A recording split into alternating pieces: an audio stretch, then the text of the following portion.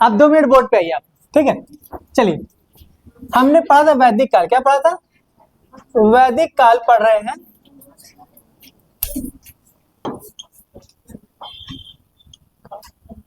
ये कंप्लीट हो गया। अब इसके बाद क्या बचा? उत्तर वैदिक काल। आज इसी को पढ़ेंगे, आज इसी को पढ़ेंगे, उत्तर वैदिक काल। ठीक है बेटा, तो टॉपिक आते हैं उत्तर वैदिक काल। उत्तर वैदिक काल, इसका जो समय है विद्वान बताते हैं वो कितना बताते हैं?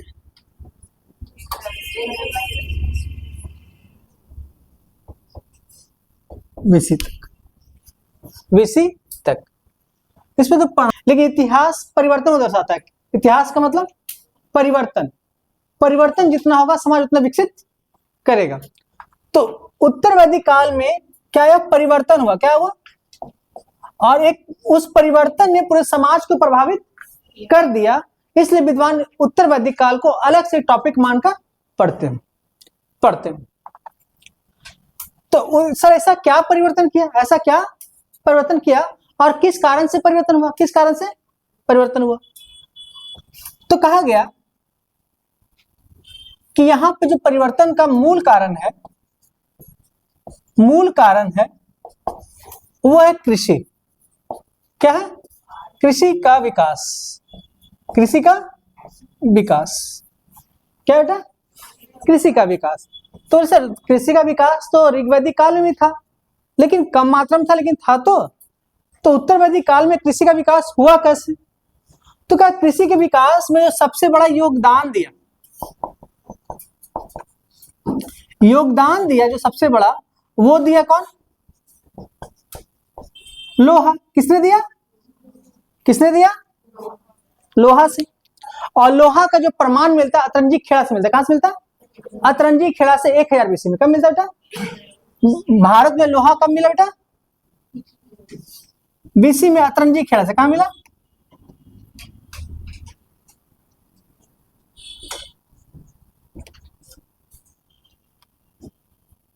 अतरंजी खेड़ा से मिला। अब इस लोहा ने क्या प्रभाव डाला? लोहा ने क्या प्रभाव डाला बेटा? इस प्रभाव 2 प्रकार। कितने प्रकार के बेटा नीलम? 2 प्रकार के। ठीक है बेटा। पहला जो बना वो बना फाल। क्या बना? फाल। क्या बना? फाल। दूसरा बना हथियार। क्या बना? हथियार। इन दोनों ने क्या किया कि कृषि के साथ साथ साम्राज्य के निर्माण में भी योगदान दिया।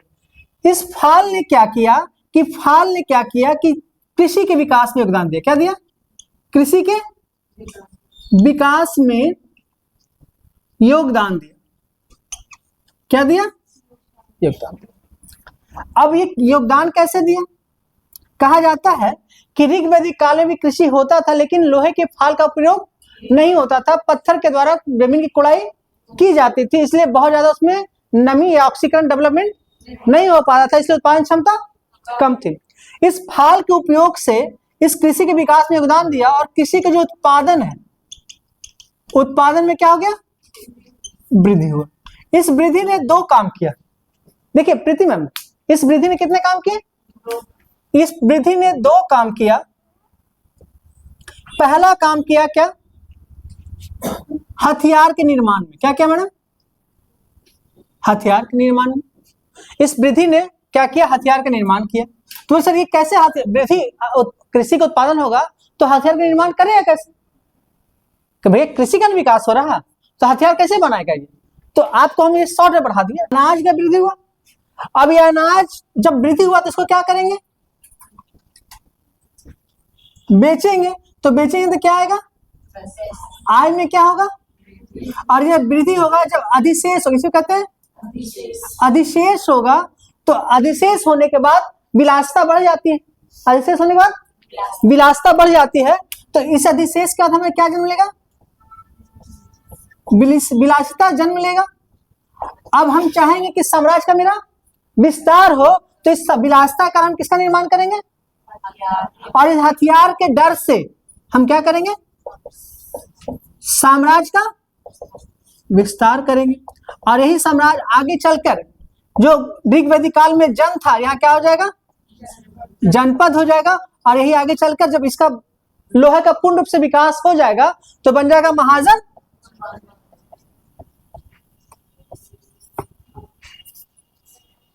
जो ऋग्वेदिक काल में पढ़े उसी के विस्तार को पढ़ेंगे। तो सबसे पहले हम पढ़ते क्या है इसमें,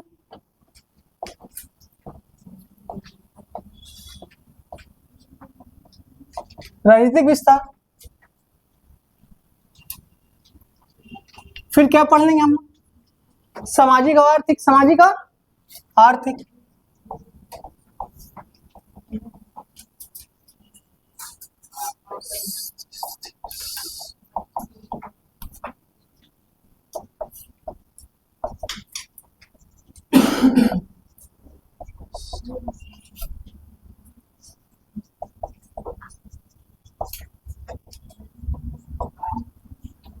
एक और विविध, इतना चीज पढ़ना हम लोग, इतना चीज पढ़ना। कितना चीज अगर विस्तार से थोड़ा थोड़ा करके पढ़ लेते हैं तो उत्तरवैदिक काल खत्म हो जाता है, खत्म हो जाता है। तो राजनीतिक विस्तार में क्या पढ़ना है बेटा हमको, बताइए। प्रशासन, प्रशासन पढ़ना, तो प्रशासनिक इकाई, और उसके बाद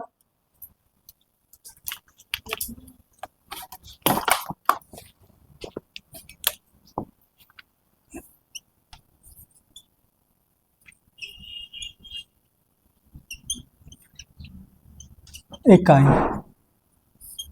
और हम पढ़ेंगे राजा की स्थिति। तीसरा क्या पढ़ा जाए, राजा तभी मजबूत हो जब टैक्स लेंगे, क्या लेंगे, तो कर प्रणाली, क्या पढ़ेंगे बेटा,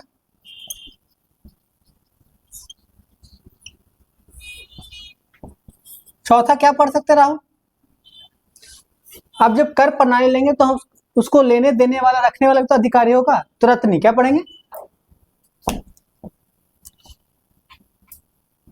रत्नियों के बारे में पढ़ेंगे। उसके बाद हम यज्ञ के बारे में पढ़ेंगे, राजाओं का, जो राजा द्वारा जो यज्ञ किया जाता है।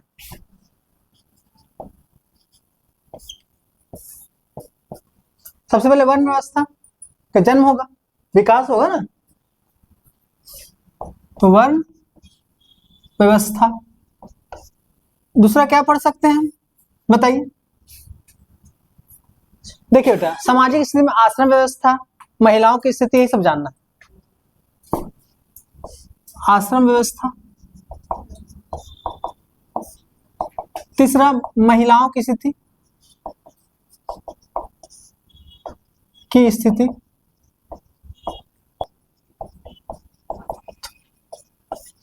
और भी कुछ पढ़ सकते हैं क्या इसमें, विवाह ही पढ़ सकते हैं, विवाह ही पढ़ सकते हैं, ठीक बोले, विवाह ही पढ़ सकते हैं। इटी से बहुत सारी चीज, छोटा छोटा है, सब छोटा छोटा है। आर्थिक विस्तार में क्या पढ़ सकते हैं हम लोग, बताइए। पहला कृषि का विकास, एक साथ लिखते हैं, कृषि का विकास, कृषि और पशुपालन दोनों एक साथ पढ़ेंगे, ठीक है, कृषि और पशुपालन दोनों आर्थिक है ना। फिर उद्योग, व्यापार फिर पढ़ेंगे, क्या है व्यापार, व्यापार के बाद क्या पढ़ेंगे राहुल, मृद भांड, क्या पढ़ेंगे, मृद भांड।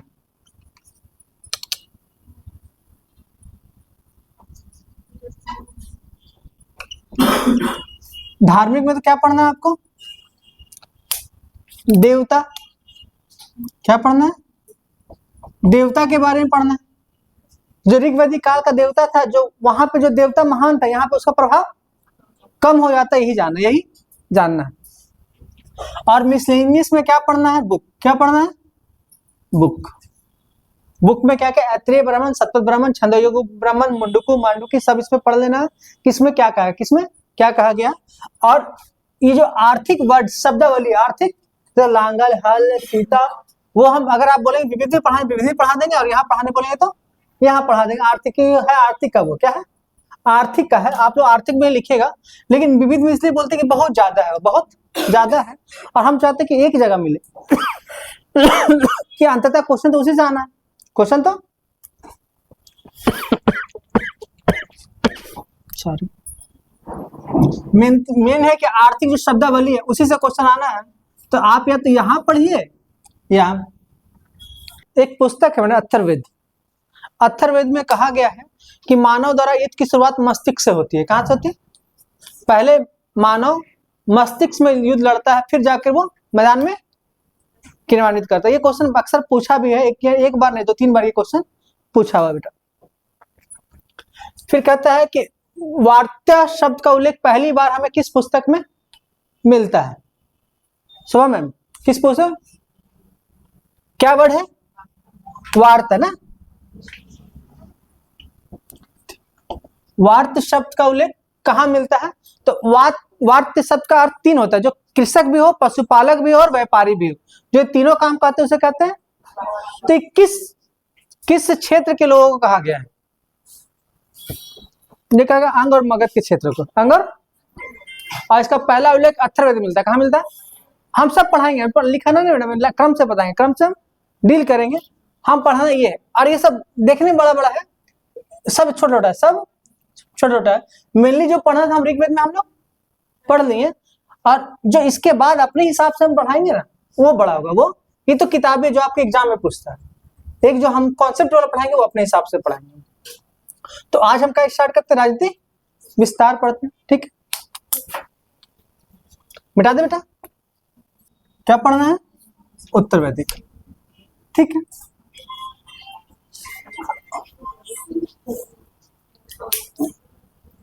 उत्तर वैदिक काल, देखिएगा ऋग वैदिक काल में, ध्यान सुनिएगा सब लोग, ऋग वैदिक काल में आर्य का निवास स्थान कहां था बेटा? सब में। तो ऋग वैदिक काल में आर्य सभ्यता का केंद्र, सभ्यता का केंद्र कहां था? तो कहते हैं हम लोग सप्त सैंधव प्रदेश, यहां बस। फिर कहते हैं मैडम तो उत्तर वैदिक काल में कहां हुआ? तो कहते हैं कि उत्तर वैदिक काल में आर्य सभ्यता का केंद्र कहां हो गया मैडम? बोलिए, ब्रह्मर्षि या मध्य देश?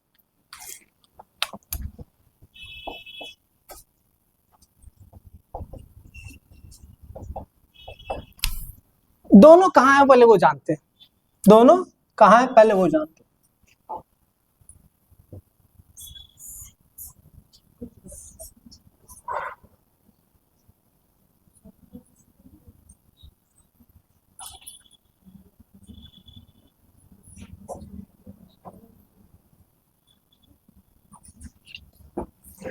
देखिए बेटा, इस प्रदेश को कहते हैं हम सप्त सैंधव प्रदेश, में 7 नदियों की भूमि, ठीक है।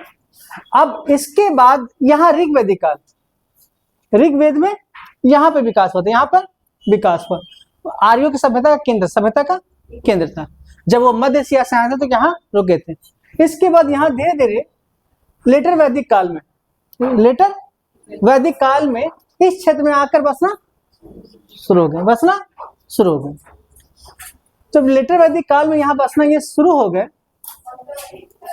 और इसलिए ये जो भूमि पड़ता है वो पड़ता है गंगा और यमुना के बीच की भूमि, बीच की भूमि जो कहते हैं दोआब क्षेत्र। क्या कहते हैं? दोआब क्षेत्र। इसे क्या कहा गया बेटा?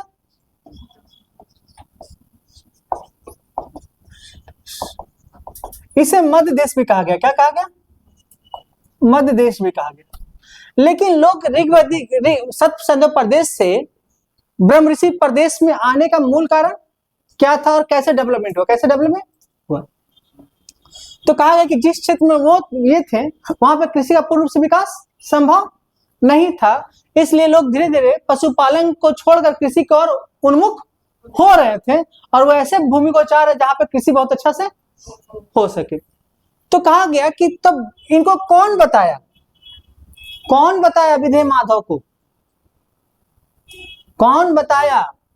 राहुल जो उनके गुरु थे, वो अपने गुरु के माध्यम से विधेय माधव अग्नि के सहयोग से जंगल को साफ किए। ये कहानी सतपथ ब्राह्मण मिलती, कहां मिलती है मैडम? तो इस पे एक कहानी है, क्या मैडम? एक कहानी है, और वो कहानी कहां मिलता है? सतपथ ब्राह्मण। इसमें क्या मिलता है? इसे मिलता है एक विधेय माधव। क्या मिलता है? इनके गुरु का कोई नाम बता सकते हैं क्या? बताइए। हाँ, तुम ही तो हो, अपना नाम बोल दो, पूरा नाम बताइए।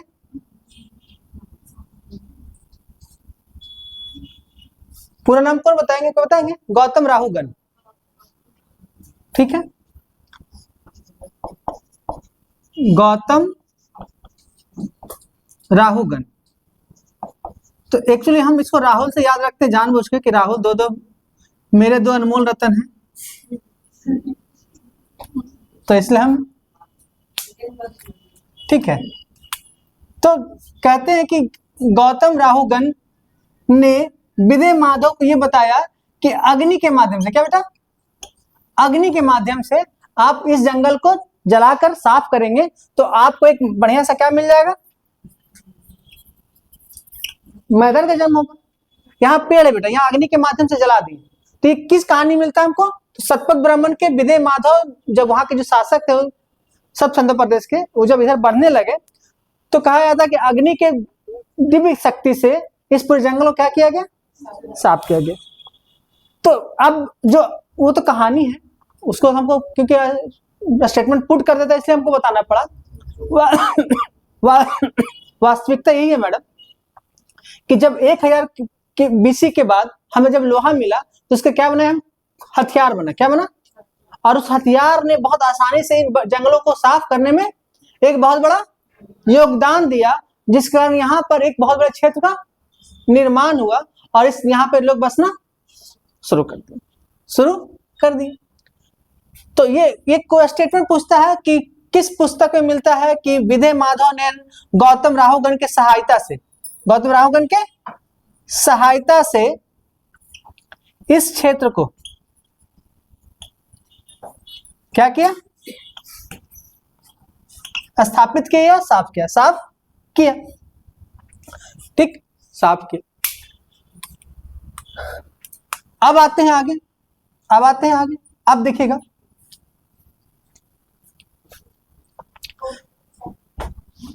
अब यहां पे जो सबसे बड़ी बात जानना है मैडम कि उत्तर वैदिक काल में, लेटर वैदिक काल में हाँ, ब्रह्म ऋषि क्षेत्र, क्या कहते हैं?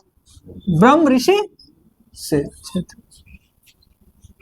देखिएगा लेटर वैदिक काल में मैडम, जन के स्थान पे क्या ले लिया? स्थान पर, लेटर वैदिक काल मतलब उत्तर वैदिक काल, जन के स्थान पर जनपद ले लिया। तो जनपद मतलब जो होता है कई जन मिलकर क्या बनते हैं? जनपद बनते हैं। आपने दशराग युद्ध पढ़ा था, दशराग युद्ध पढ़ने के बाद कौन युद्ध प्रीति बेटा बताइएगा? दशयाग। किसके बीच लड़ा गया था? और अनार के बीच लड़ा गया था। तो युद्ध के बाद कुरु का निर्माण होता है, कुरु जनपद का निर्माण होता है। तो कुरु जनपद के निर्माण में किन दो राजाओं ने योगदान दिया?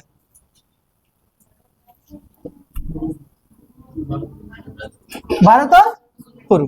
तो कहते हैं कि जनपद का दशराग युद्ध के बाद दो जन मिलकर एक बड़े जनपद का निर्माण किए। तो एक पहला था कौन? पुरु। दूसरा कौन था? बन गया कुरु। क्या बन गया? कुरु। दूसरा जो इसमें महत्वपूर्ण था इस समय वो था कौन बेटा? त्रुवस। कौन थे? कौन थे? त्रुवस और क्रीवी।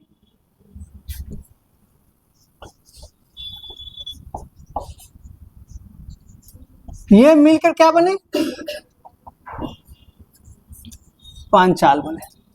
क्या बने? पांचाल। तो दो जन मिलकर जनपद बने। क्या बने? तो पुरु प्लस भरत बन के क्या बने? कुरु बने। और त्रुवस और क्रीवी मिलकर क्या बने? पांचाल।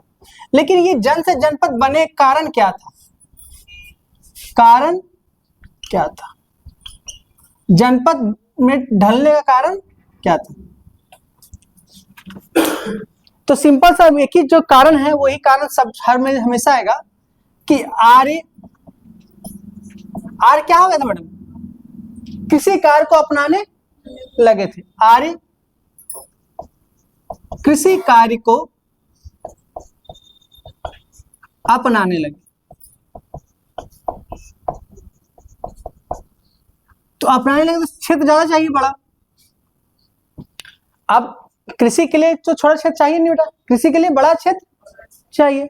तो भैया जब कृषि कार्य करना है तो दो लोगों को एक साथ मिलना होगा, तब तो क्षेत्र बड़ा होगा, तब तो क्षेत्र बड़ा होगा। तो आर्यन जब कृषि कार्य को अपनाया तो अब उन्होंने लगा कि क्षेत्र बड़ा करना है, तो अब जन से क्या बनाया उन्होंने? जनपद क्यों ढलना शुरू किया। तो कहा गया क्या जनपद बनने के बाद क्या शासन प्रणाली में परिवर्तन आया? तो कहा गया कि हाँ, कहा गया कि उत्तर वैदिक काल में जो होता है कि राजतंत्र प्रणाली में परिवर्तन आता है। और ऋग वैदिक काल में जो राजतंत्र प्रणाली नहीं था मैडम, यहां पे क्या शब्द जाता है? तो इस काल में राजतंत्र प्रणाली क्या होता है? स्थापित हो जाता है। क्या है बेटा? स्थापित हो जाता है। ऋग वैदिक काल जब हम पढ़ते हैं मैडम तो हम एक समिति पढ़ते हैं, सभा समिति विदत और गण पढ़ते हैं। हम ऋग्वेद काल में 4 पढ़ते हैं ना, सभा समिति विदत और गण, ये पढ़ते हैं। तो क्वेश्चन बनता है प्रीति मैम कि उत्तर वैदिक काल में इन चारों में किस गण का उल्लेख, किस संस्था का उल्लेख नहीं है? उत्तर वैदिक काल में इन चारों में से किन संस्था का उल्लेख ही नहीं है, मतलब उसको समाप्त कर दिया गया। और वो एक आश्चर्य है क्योंकि जो संस्था ऋग वैदिक काल में बहुत ज्यादा मजबूत है, उसको उत्तर वैदिक काल में क्या किया गया? पूर्ण रूप में समाप्त कर देगा। जब तक समाप्त नहीं करता तो किसका विकास नहीं होता? राजतंत्र का विकास नहीं होता। इसलिए उस संस्था को क्या किया गया? सबसे पहले हटा दिया गया। तो कहते हैं कि इस काल में विदत शब्द का उल्लेख नहीं मिलता। विदत शब्द का उल्लेख नहीं मिलता। क्या नहीं मिलता बेटा? विदत शब्द का उल्लेख नहीं मिलता।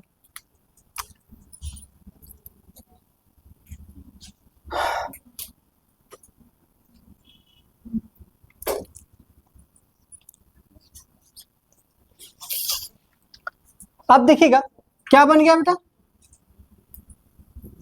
कुरु जनपद बन गया। कुरु क्या बन गया? जनपद। क्या बन गया? कुरु जनपद बन गया प्रीति मैम। और ये कुरु जो पढ़ा मैडम कहां पे है अभी? कुरुक्षेत्र में। कहां पे मैडम? दिल्ली के पास। दिल्ली हरियाणा क्या? मिली हरियाणा में। मिली कहाँ है? हरियाणा में। लेकिन कुरु जनपद कहां पे? कुरुक्षेत्र में कहते हैं। अब ये पूरे भारतीय इतिहास में ये क्षेत्र आपको पूरे प्राचीन काल में देखने सुनने को मिलता है। मध्यकाल में भी देखने सुनने को आपको मिलता है, आधुनिक काल में भी देखने सुनने को मिलता है। ठीक, तो पहली बात है कि कुरु जनपद का स्थापना किसने किया था?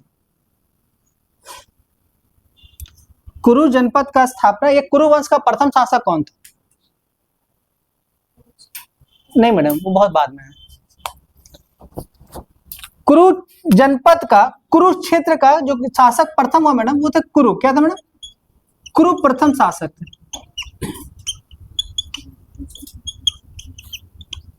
कौन थे? कुरु। प्रथम शासक कौन थे बेटा? कुरु। कुरु जनपद का प्रथम शासक कौन थे? कहते आदि पुरुष थे ये, मतलब इन्होंने ही इसका स्थापना किया था। अब कुरुक्षेत्र का अंतिम राजा कौन थे मैडम? बोलिए। नीचक्षु। कौन थे?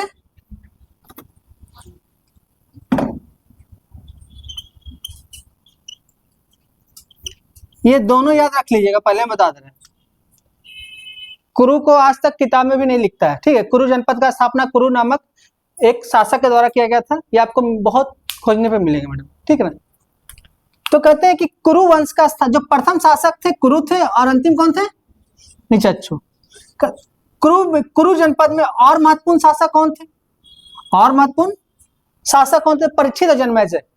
परीक्षित और जन्मेजय। परीक्षित की कहानी सुनाएंगे हम झारखंड के इतिहास में, झारखंड के इतिहास में सुनाएंगे, ठीक है। बहुत अच्छा कहानी मैडम।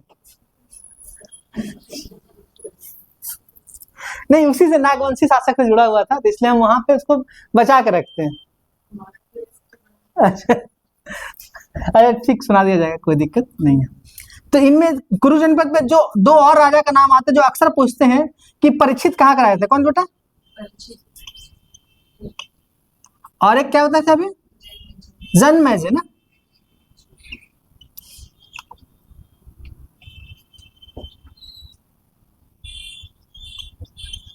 जन्मेजय, परीक्षित और जन्मेजय। जन्मेजय, जन्मेजय। तो पूछता है कि परीक्षित कहाँ कराया था, तो क्या बोलेंगे? जन्मेजय कहाँ कराया था? कुरु। अब कुरुक्षेत्र का जो पहला राजधानी था वो कहाँ था बेटा? आसंदीवाद, पहली राजधानी, पहली। दूसरा राजधानी कौन था? किताब में क्या देता है? किताब में क्या देता है? कुरुक्षेत्र क्या देता है, लेकिन रियल हस्तिनापुर। क्या है? हस्तिनापुर।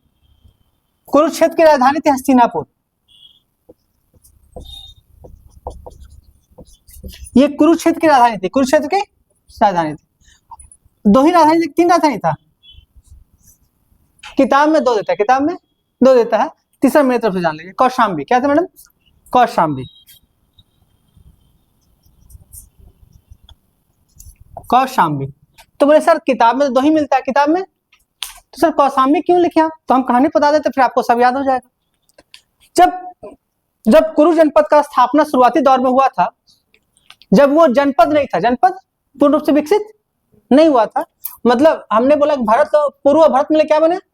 कुरु बने, कुरु बने, ठीक है। तो उस समय जब कुरु जनपद थे, तो कुरु जनपद के द्वारा क्या किया गया कि अपने एक स्थान स्थापित किया गया जहां से वो शासन व्यवस्था, तो कहते असांदीवाद थे, असांदीवाद थे। लेकिन जैसे जनपद का विकास पूर्ण रूप से हो गया, तो कहां चले गए मैडम? और ये कुरुक्षेत्र पड़ता है, कहां पड़ता है? और वहां पे एक नदी बहती थी, कौन नदी? यमुना नदी। कहते हैं कि जब उसमें बाढ़ आ गया, क्या आ गया? बाढ़ आ गया। तो बाढ़ आने बाद ये क्या हो गया? नष्ट हो गया। और उसके बाद किसका स्थापना किया? कौशाम्बी का। और यही नीचक्षु जो थे यहीं पे खत्म हुए थे, ठीक है मैडम। तो ये थोड़ा विस्तार हो गया आपके। तो तीन, किताब में दो ही मिलता है, असंधिवाद और हस्तिनापुर। हस्तिनापुर कहाँ की राजधानी है? कुरुक्षेत्र की थी, कुरुक्षेत्र का था, ठीक। जब उत्तर वैदिक काल पढ़ते हैं तो हम उत्तर वैदिक काल जो पढ़ते हैं, उत्तर वैदिक काल पढ़ते हैं,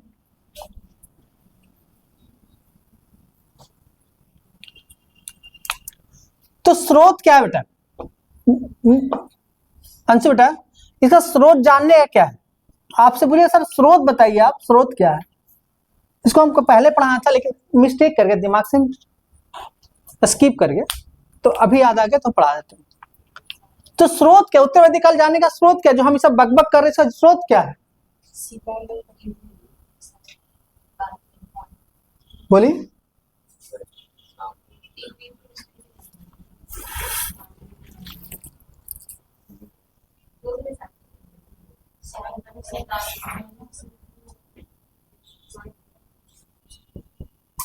पुरातत्व में क्या मिल सकता है, सो बताइए हमको। पुरातत्व में हमको पहले मिला लोहा, क्या मिला? दिमाग नहीं जाता, पहले सोचना है हमको। अरे भैया जब हम उत्तर वैदिक काल लोहा के पर अतरंजी ख्याल से पढ़ रहे हैं तो मेरा प्रमाण है ना, पुरातात्विक साक्ष्य हुआ बेटा। तो एक है, फिर क्या मिला हमको बेटा? मृद भांड मिला, फिर क्या मिला? भवन, क्या मिला हमको? भवन मिला। 750 भवन, कितने मिले बेटा? 750 भवन में 30 की खुदाई होगी, 30 की खुदाई हो चुकी है। कुछ भवन कितने मिले हमको, जिसमें कितने खोद चुके हैं? और इस स्रोत के साथ साथ हमें क्या मिलता है? साहित्य, क्या मिलता है? साहित्य पहला मिलता है हमको, सामवेद दूसरा मिलता है हमको, यजुर्वेद तीसरा मिलता है हमको, अथर्व, फिर मिलता है हमको चौथा उपनिषद और आरण्यक। पहले आरण्यक होगा फिर उपनिषद होगा, इटीसी। इतने चीज मिलते हैं तो हम पढ़ते हैं उत्तर वैदिक काल।